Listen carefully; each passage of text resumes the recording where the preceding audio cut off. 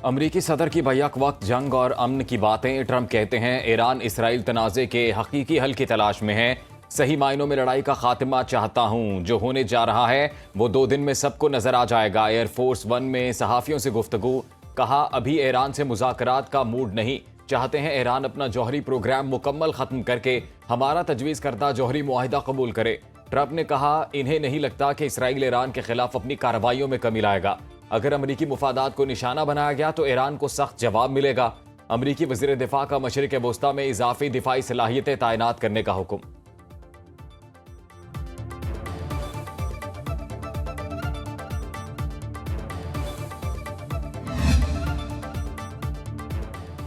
चीनी सदर Iran Israel तनाज़ा हल कराने के ख्वाहां। चीनी सदर शी जिनपिंग का कहना है कि ईरान इसराइल तनाज़े के हल के लिए किरदार अदा करने को तैयार हैं। ईरान के खिलाफ इसराइल की फौजी कार्रवाई पर शदीद फिक्रमंद हैं।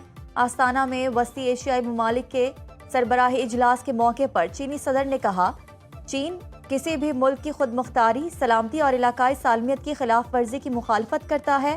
फरीकैन कशीदगी में कमी पर काम करें और हालात को मजीद खराब होने से रोकें। चीनी वजारत खारजा के तर्जुमान का कहना है अमरीकी सदर जलती पर तेल डालने का काम कर रहे हैं। रूस की एक बार फिर ईरान इसराइल जंग में सालसे की पेशकश। रूसी हुकूमत के तर्जुमान दमित्री पेस्कोव का कहना है इसराइल अमन मुज़ाकरात में दिलचस्पी नहीं रखता। ईरान इसराइल जंग शिद्दत इख्तियार कर गई है। सूरत हाल गैर मुतवक्के हो चुकी है। रूसी तर्जुमान की फरीकैन से तहम्मुल का मुजाहरा करने की अपील। दमित्री पेस्कोव ने मजीद कहा डोनाल्ड ट्रंप के बाद से इत्तफाक करते हैं। G7 से रूस को निकालना बड़ी गलती थी। रूस के बगैर G7 बिल्कुल बेकार है।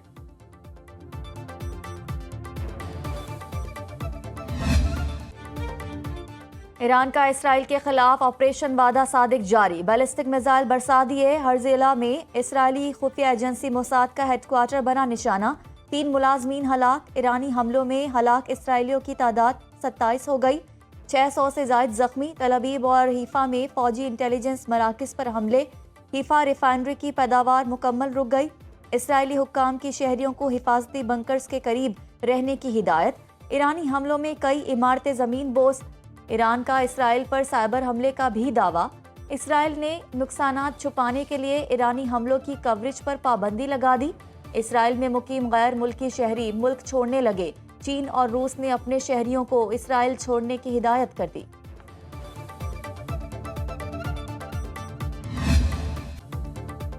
इसराइल के तेहरान समेत मुतादिद ईरानी शहरों पर ताज़ा हमले। मुतादिद शहादतों की इत्तला। इस्फहान में जौहरी तंसीबात पर हमले। इसराइली मीडिया के मुताबिक तेहरान और अहवाज में फौजी तंसीबात और मिसाइल लॉन्चर्स को निशाना बनाया गया। ईरान ने तेहरान की फ़ज़ाई हदूद पर इसराइली कंट्रोल का दावा मजाक करार दे दिया। ईरानी फोर्सेस ने नतंज जौहरी तंसीब के करीब इसराइली ड्रोन मार गिराया। तबरेज़ में इसराइली जंगी जहाज F-35 गिराने का भी दावा। इसराइल का खातिबुल अंबिया हेडक्वार्टर्स के चीफ जनरल अली शादमानी को शहीद करने का दावा। जनरल अली शादमानी को जनरल गुलाम अली की शहादत के बाद कमांडर मुकर्रर किया गया था।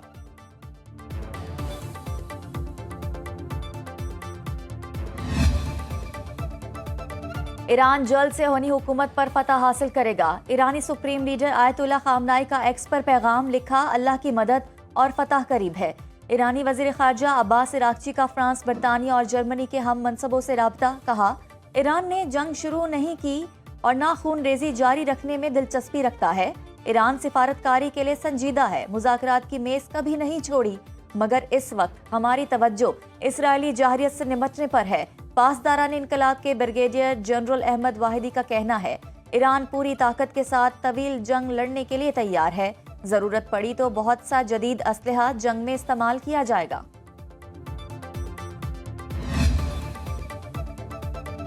पाकिस्तान और सऊदी अरब समेत 20 मुस्लिम ममालिक की ईरान पर इसराइली हमले की मजम्मत। मुश्तरका एलामिया में इसराइली जारहियत, UN चार्टर और आलमी कवानीन की खुली खिलाफ वर्जी करार। मुस्लिम वज़ीर खारजा का इलाकाई खुद मुख्तारी, सालमियत और हमसायगी के असूलों के एहतराम पर जोर। मशरिक़ वस्ता में कशीदगी के खात्मे और जंगबंदी के लिए फौरी इक़दाम का मुतालबा। कशीदगी से खित्ते में अमन व इस्तेहकाम को संगीन खतरात लाहक हैं। IAEA की निगरानी में मौजूद जौहरी तंसीबात पर हमला आलमी कवानीन की खिलाफ वर्जी है। ईरानी जौहरी प्रोग्राम पर पायदार मुआहिदे के लिए मुज़ाकरात की बहाली को वाहिद रास्ता करार दिया गया।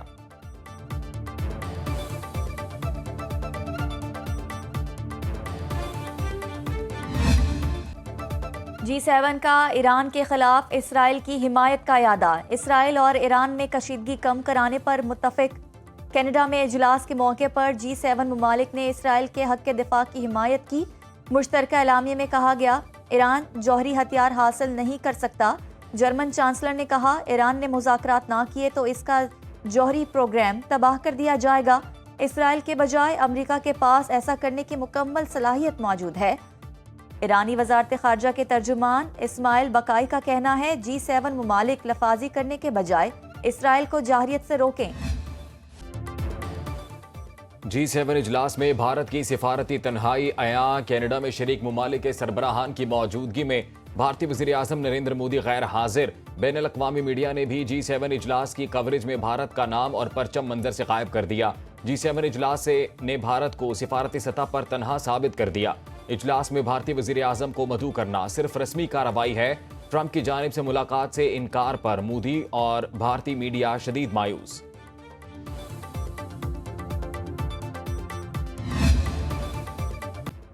सर्द जंग के बाद पहली बार एटमी हथियारों के जखीरे में इजाफा। 9 जौहरी ताकतें एटमी हथियारों की खतरनाक दौड़ में शामिल।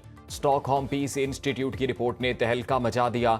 रिपोर्ट के मुताबिक भारत के एटमी हथियारों की तादाद 172 थी, जो बढ़कर 180 हो चुकी है। पाकिस्तान के पास 170 वॉरहेड्स थे, जिनमें 2 का इजाफा हुआ। इस वक्त पाकिस्तान के पास 172 एटमी वॉरहेड्स मौजूद हैं।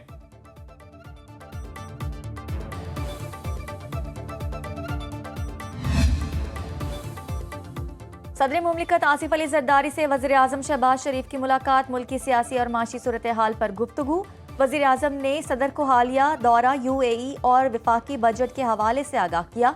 सदर आसिफ अली जरदारी का कहना है, विफाकी बजट में कम आमदनी वाले तबकात की फलाह को तरजीह दी जाए। तनख्वाहदार, पेंशनर्स और पसमानदा तबकात के मसाइल हल किए जाएं। सदर मुमलिकत ने रोजगार के नए मौके पैदा करने की ज़रूरत पर जोर दिया।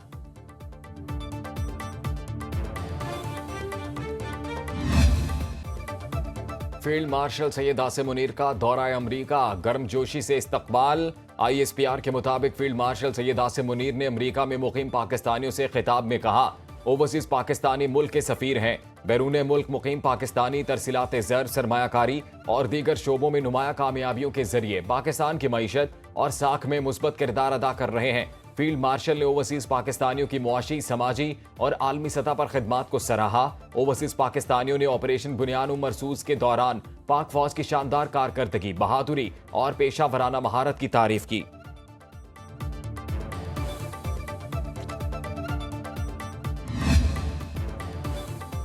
बलूचिस्तान का 1028 अरब रुपए का सरप्लस बजट पेश। ग्रेड 1 से 22 तक के सरकारी मुलाजमीन की तनख्वाहों में 10%, पेंशन में 7% इजाफे की तजवीज़। सूबाई वज़ीर ख़जाना शुएब नौशेरवानी ने बजट पेश किया। सूबाई तरक्याती प्रोग्राम के लिए 249.5 अरब, विफाकी तरक्याती प्रोजेक्ट्स के लिए 66.5 अरब रुपए मुख्तस। अमनो अमान बरकरार रखने के लिए गैर तरक्याती मद में 83 अरब 70 करोड़ और तरक्याती मद में 3 अरब रखे गए। 8 शहरों में सेफ सिटी मंसूबों के लिए 18 अरब मुख्तस। तालीम के लिए 28 अरब, महकमा सेहत के तरक्याती अमूर के लिए 16.4 अरब, गैर तरक्याती अमूर के लिए 71 अरब मुख्तस। गैर मुल्की फंडिंग के शोबों में 38 अरब खर्च होंगे। मौसमियाती तब्दीलियों से निपटने के लिए 500 मिलियन खर्च होंगे। साल का जो हमारा बजट है उसका कुल हुजम जो है वो 5335 अरब रुपए है। डेवलपमेंट का जो बजट है वो 1240 अरब रुपए का है, जो कि हमने अपने ही रिकॉर्ड को ब्रेक किया है और हम 842 से 1240 के डेवलपमेंट के बजट पे जा रहे हैं। पंजाब में अवामी खिदमत का तारीखी पैकेज पेश किया। तरक्की के रिकॉर्ड कायम होंगे। वज़ीर ख़जाना मुश्तबा शुजाउर रहमान और सीनियर वज़ीर मरियम औरंगज़ेब की पोस्ट बजट कॉन्फ्रेंस। वज़ीर ख़जाना बोले, 1240 अरब रुपए के तरक्याती मंसूबे शुरू किए जाएंगे। मरियम औरंगज़ेब ने कहा, मरियम नवाज की क़यादत में तारीखी बजट की सूरत अवाम को रिलीफ दिया। तरक्याती बजट गुज़श्ता माली साल की निस्बत 47% ज़्यादा है। पंजाब ने अपना तारीखी बजट पेश किया है। ये पंजाब की तारीख का सबसे बड़ा तरक्याती डेवलपमेंट बजट है। 1240 बिलियन है। ये 23% टोटल बजट का डेवलपमेंट बजट है। बज़ाहिर तो एनुअल बजट है, लेकिन ये एक मिशन है जो चीफ मिनिस्टर पंजाब ने कल पेश किया है। 24-25 कोई दिन ऐसा नहीं था जो चीफ मिनिस्टर पंजाब की मेहनत और खिदमत से महरूम था। पाकिस्तान की मुआशी तरक्की में चीन का अहम किरदार। रवा माली साल के 11 माह में चीन ने सबसे बड़ी 79 करोड़ डॉलर की सरमायाकारी की। बरतानिया से 23 करोड़ डॉलर की फॉरेन इन्वेस्टमेंट आई। मालियाती कारोबार का शोबा 63 करोड़ डॉलर की सरमायाकारी के साथ सरफहरिस्त रहा। पावर सेक्टर में 56 करोड़ डॉलर आए। स्टेट बैंक के मुताबिक 11 माह में गैर मुल्की सरमायाकारों ने 1 अरब 98 करोड़ डॉलर की बड़ी इन्वेस्टमेंट की। 2 अरब 89 करोड़ डॉलर की सरमायाकारी आई, जबकि 91 करोड़ डॉलर का आउटफ्लो हुआ।